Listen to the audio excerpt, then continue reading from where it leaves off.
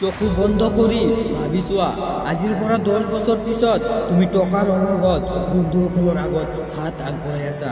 মা দেউতাকক অসুস্থ চাইও তেওঁলোকৰ ঔষধ কিনি দিব পৰা নাই, অথবা তোমাৰ পত্নী তোমাক এৰি গুচি যাব বিচাৰি আছে আৰু তুমি একোৱেই কৰিব পৰা নাই, কাৰণ তুমি সেইদিন এজন লুজাৰ।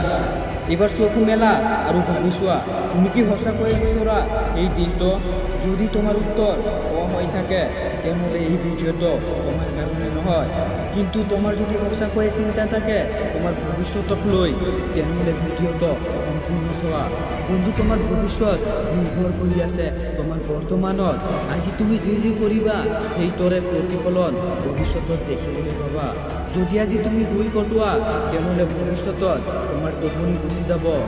যদি আজি বন্ধুসকলৰ লগত আড্ডা মাৰি কটোৱা তেনেহ'লে ভৱিষ্যতত বন্ধুসকলেই তোমাক এৰি গুচি যাব। তোমাৰ জীৱনত যিবোৰ ভৱিষ্যতত ঘটিবলৈ চলিছে সকলোবোৰ তোমাৰ অতীতৰ প্ৰতিফলন। সেইবাবে চেষ্টা কৰা এনেকুৱা কিবা নকৰা যিটোৱে ভৱিষ্যতত তোমাৰ জীৱন নষ্ট কৰিব পাৰে। মাত্ৰ চেষ্টা কৰা এনেকুৱা কিবা কৰাৰ যিটোৱে তোমাৰ সম্পূৰ্ণ জীৱন চেঞ্জ কৰি দিব পাৰে। যদি ভৱিষ্যতত সুখ পাব বিচৰা তেনেহ'লে আজি তুমি কষ্ট কৰিব লাগিব, তুমি প্ৰতিজ্ঞা কৰিব লাগিব। সন্মুখত যি 5টা বছৰ আহি আছে তুমি এই 5 বছৰক পৰিশ্ৰমৰ বছৰ বনাবা, আৰু তাৰ পিছত দেখিবলৈ পাবা এই 5টা বছৰৰ পৰিশ্ৰম তোমাৰ সন্মুখত 50 বছৰক সুন্দৰ কৰি তুলিব। সেইবাবে বন্ধু আৰু সময় নষ্ট নকৰিবা, কিবা কৰি দেখুওৱা। কেৱল মাত্ৰ সপোন নাচাবা, সপোন পূৰণ কৰাৰ বাবে পৰিশ্ৰম কৰা।